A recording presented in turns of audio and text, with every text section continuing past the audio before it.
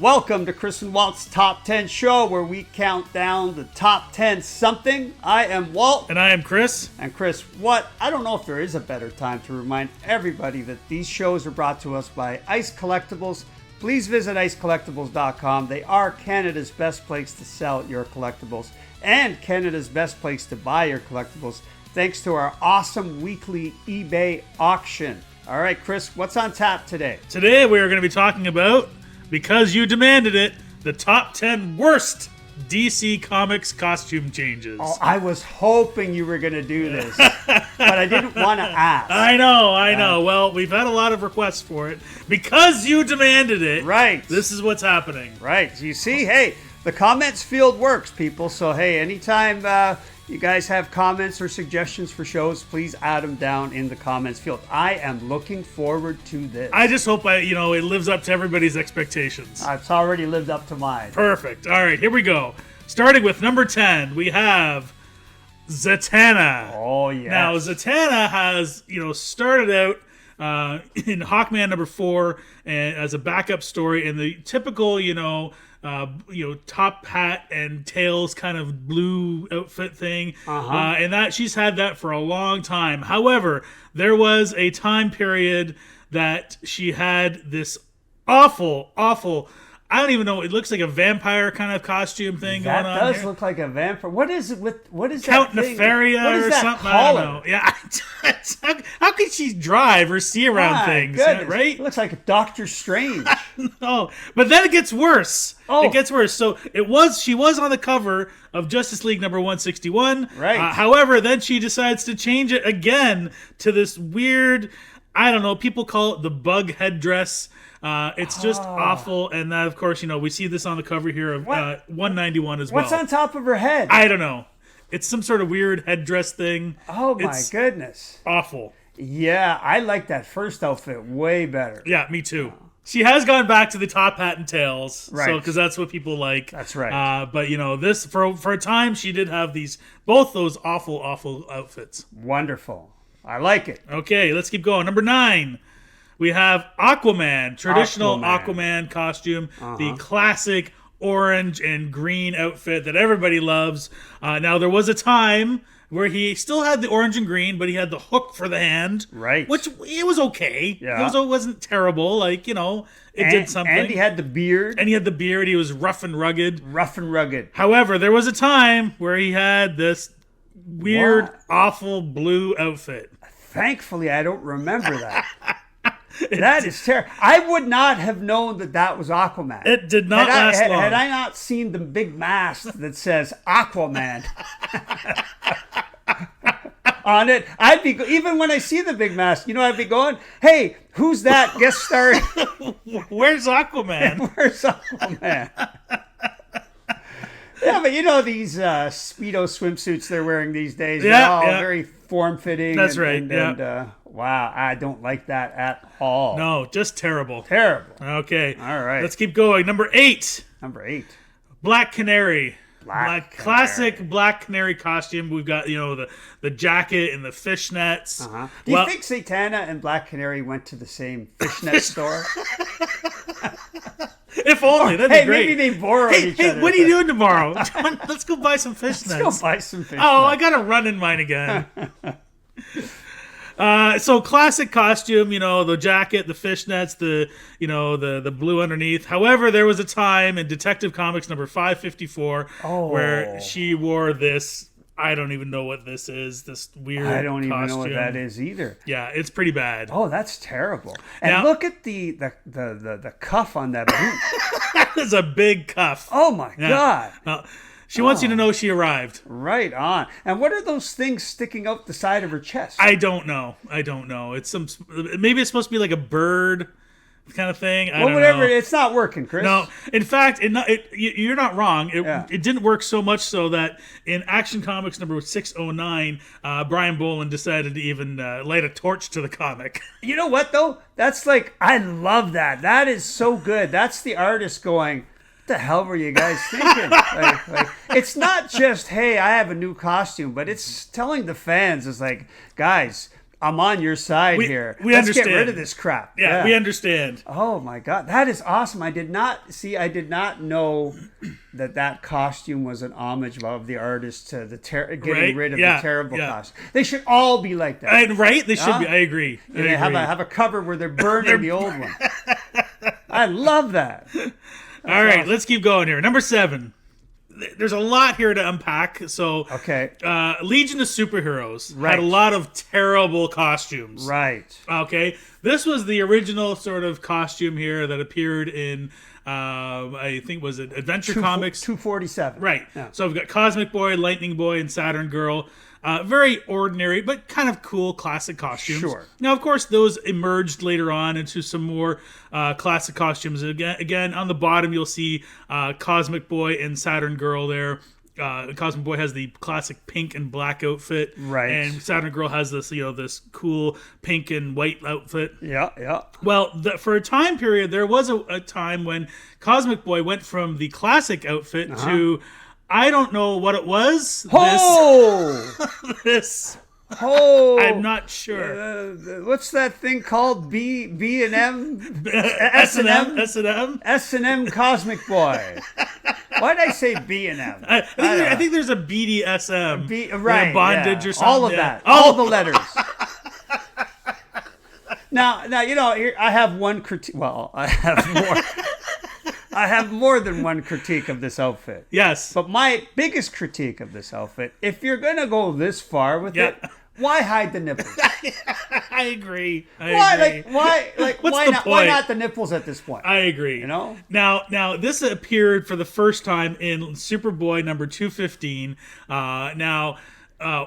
I'm not really sure. There is a legend that says that there was a printing error and that it was supposed to be white instead of flesh color. I don't know if I believe that. Printing error, all right. Sending this to print was an error. Now, but he wasn't the only one. Now, some people may disagree.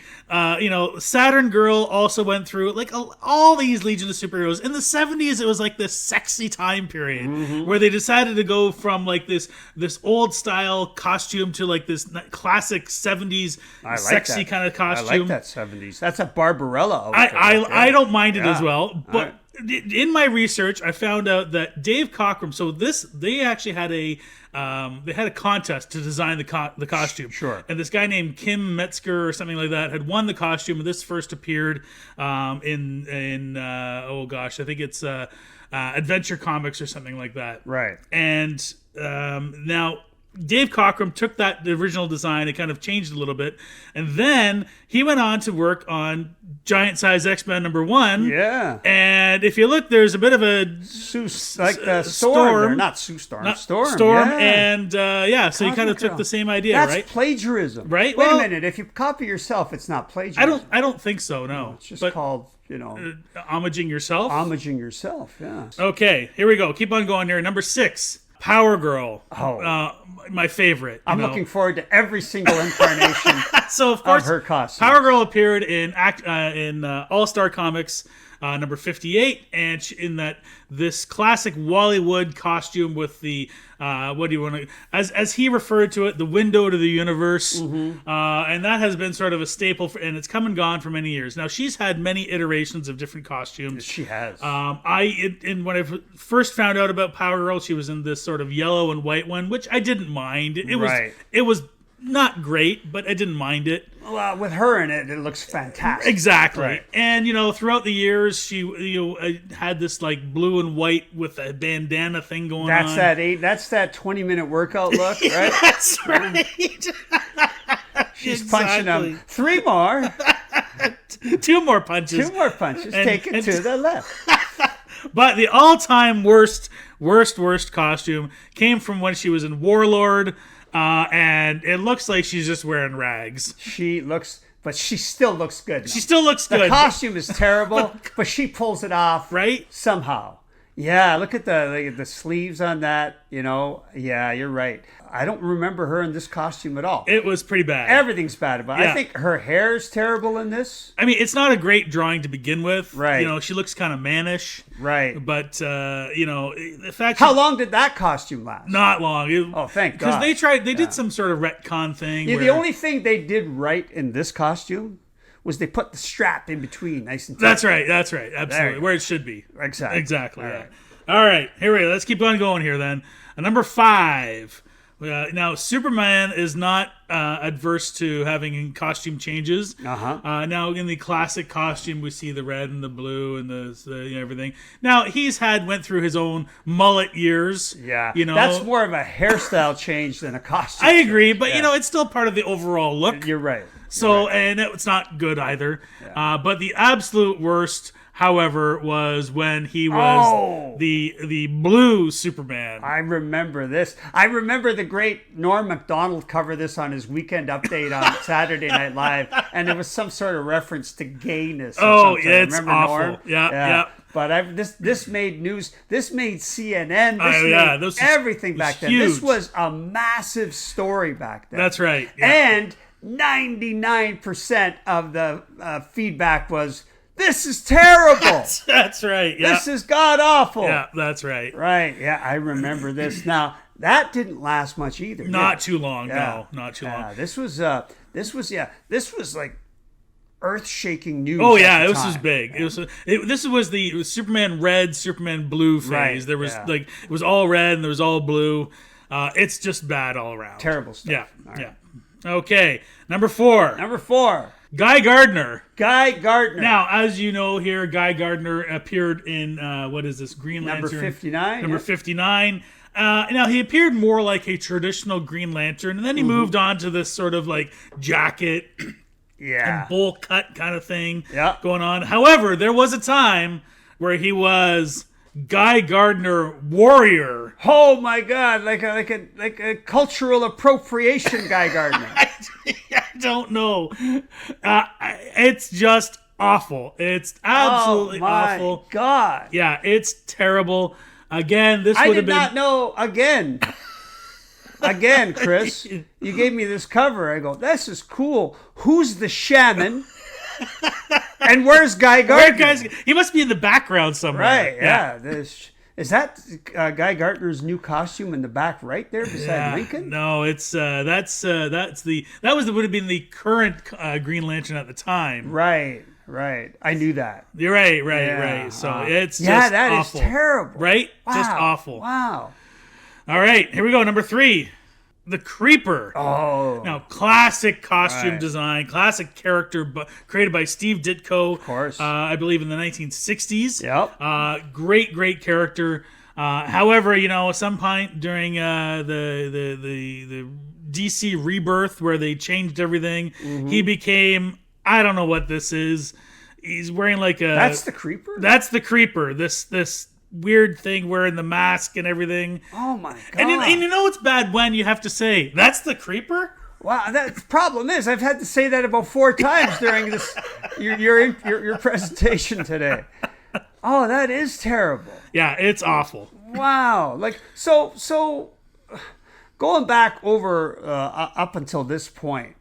So you get what? I guess these new creative teams, they come on, Chris, they have license to reinterpret the character. That's right, yeah. There has to be some sort of edit desk you'd think. At the end. They're going, guys, no. If only. Yeah. If only. Where was Julia Schwartz when we needed her? Back in my day, all you needed to do was give Flash a big That's head. Right. Just make the muscles bigger.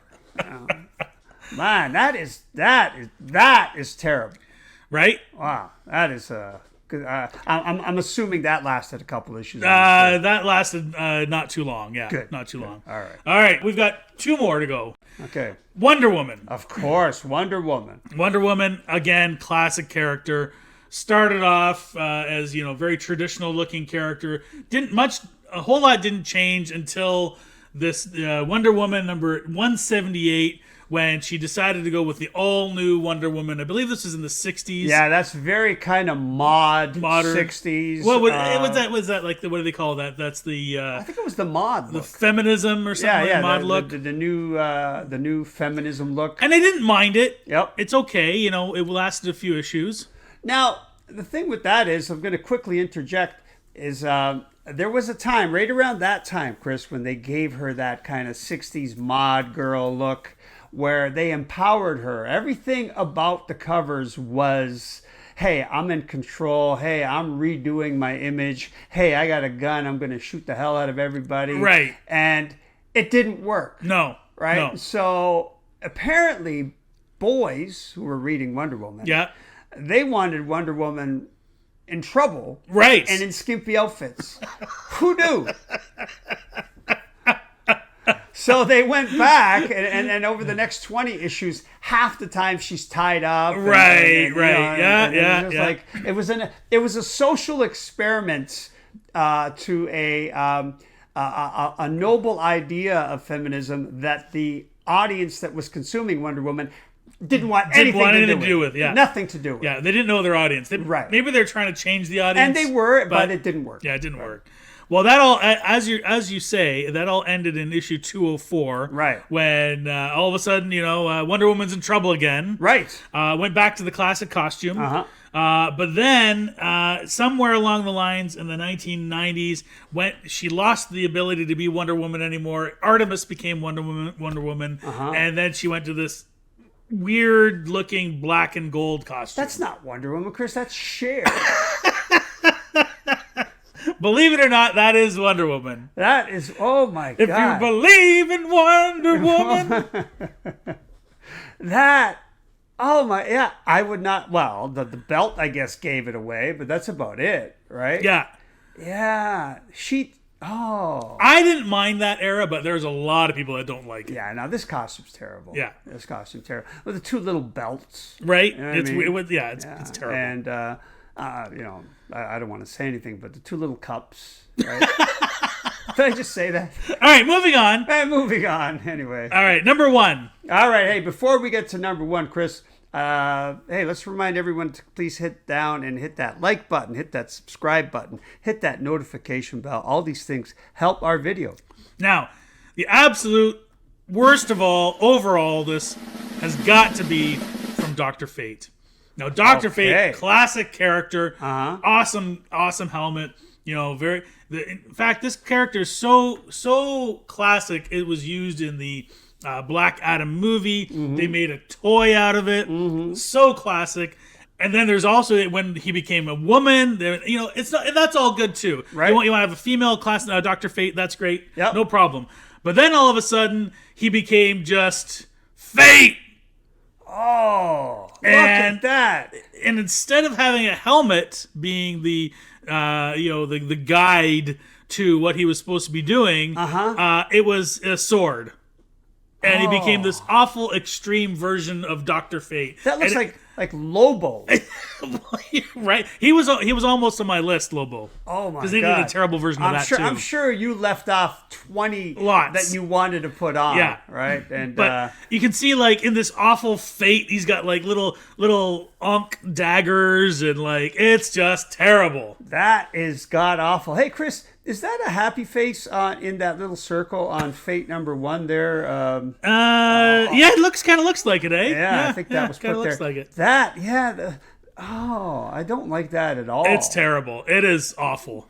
This came out during the extreme era of comics where everything was extreme. Rob Liefeld was popular. Right. It was just everything was extreme. So who was drawing this? Do you remember? I don't even know. Well, whoever was drawing it was going like this. Goes, I don't like the helmet. Liefeld's drawing the hair. I want to draw goddamn hair. Take the helmet off. I want hair. Yeah, right. It's just awful. And now I don't know if number one here is supposed to be an homage to that classic Wolverine or Incredible Hulk issue where the 340. The 340. Hulk 340. But it's just bad all around. Yeah, that might be an homage cover too. You're right. Yeah, that is terrible. Yeah, Chris, I'm sure. The DC fan base is just as big as the Marvel fan base, and people watching the video, I'm sure, have their worst, and we'd love to hear them in the comments field below. Yeah, these were 10 god-awful. They're terrible. Changes. Yeah, just terrible. Good work on that. And again, please, in the comments field, add your worst DC costume changes, and we'd love to hear your thoughts. And I want to remind everybody before we leave that this video was brought to you by Ice Collectibles, so please visit icecollectibles.com. It is Canada's best place to sell your collectibles. And go out and have yourself a great day.